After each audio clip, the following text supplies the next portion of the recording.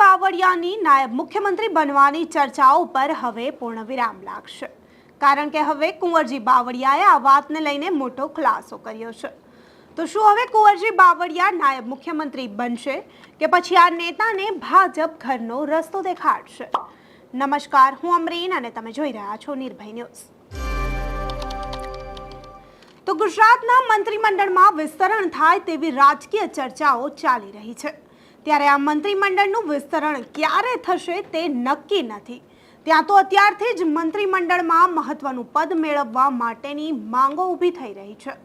કોળી સમાજે મુખ્યમંત્રી કુંવરજી બાવળિયાને નાયબ મુખ્યમંત્રી બનાવવાની માંગણી ઊભી કરી।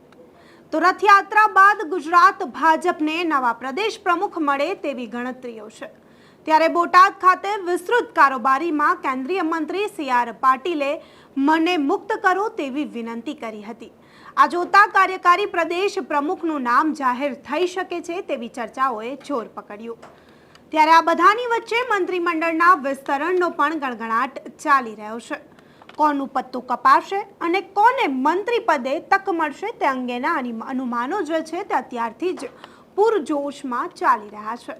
તો કેબિનેટ મંત્રી કુંવરજી બાવળિયાને મંત્રીમંડળના પ્રમોશન આપો તેવી માંગ અત્યારે ઊભી રહી છે। ત્યારે કુંવરજી બાવળિયા આ વિશે ખુલાસો કરતા શું કહ્યું તે એકવાર સાંભળી લઈએ।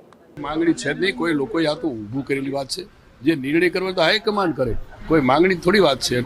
બિન પાયા વિહોણી વાત છે, એટલે કોઈ કદાચ મારો હિતેશ હોય એને ક્યાંક ખાલી મૂકી દીધો, બાકી કોઈ વાત છે જ નહીં। એવી કોઈ માંગણી છે જ નહીં, કોઈ લોકોએ આ તો ઊભું કરેલી વાત છે। જે નિર્ણય કરવો તો હાઈકમાન્ડ કરે, કોઈ માંગણી થોડી વાત છે। બિન પાયા વિહોણી વાત છે, એટલે કોઈ કદાચ મારો હિતેશ હોય એને ક્યાંક ખાલી મૂકી દીધો, બાકી। તો અહીં કુંવરજી બાવળિયાએ પોતે નાયબ મુખ્યમંત્રી બનવા માંગે છે કે નહીં તે અંગે કોઈ ખુલાસો નથી કર્યો। હોઈ શકે કે કુંવરજી બાવળિયા પોતે મુખ્યમંત્રી બનવા તો માંગતા હોય, તેમના કોઈ હિતેચ્છુએ આ માંગણી કરી હોય તેવું તેમનું કહેવું છે। ત્યારે આપણે પહેલાથી જોતા આવીએ છીએ કે જ્યારે પણ આ પ્રકારના પત્રો વાયરલ થાય છે, કોઈ પણ પ્રકારની નેતાને લઈને માંગણીઓ ઊભી થાય છે, ત્યારે ભારતીય જનતા પાર્ટીમાં આવા નેતાઓને કદ પ્રમાણે વેતરી નાખવામાં આવતા હોય છે।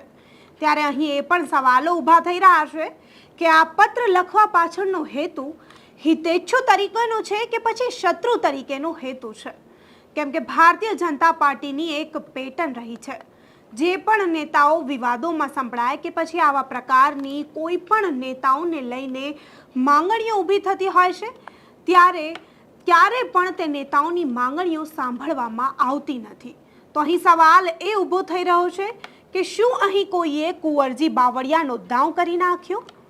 આ માંગ જે છે કુંવરજી બાવળિયાને નાયબ મુખ્યમંત્રી બનાવવાની, તે માંગ જસદણ વેછિયા પંથકના કોળી સમાજના આગેવાનોએ દિલ્હી સુધી રજૂઆત કરી હતી, અને ભૂપેન્દ્ર પટેલના મંત્રીમંડળમાં જ્યારે મોટા ફેરફારો થવા જઈ રહ્યા છે, ત્યારે કોળી સમાજને પ્રતિનિધિત્વ મળે તે માટે કુંવરજી બાવળિયાને નાયબ મુખ્યમંત્રી બનાવો તેવી માંગ ઊભી થઈ હતી।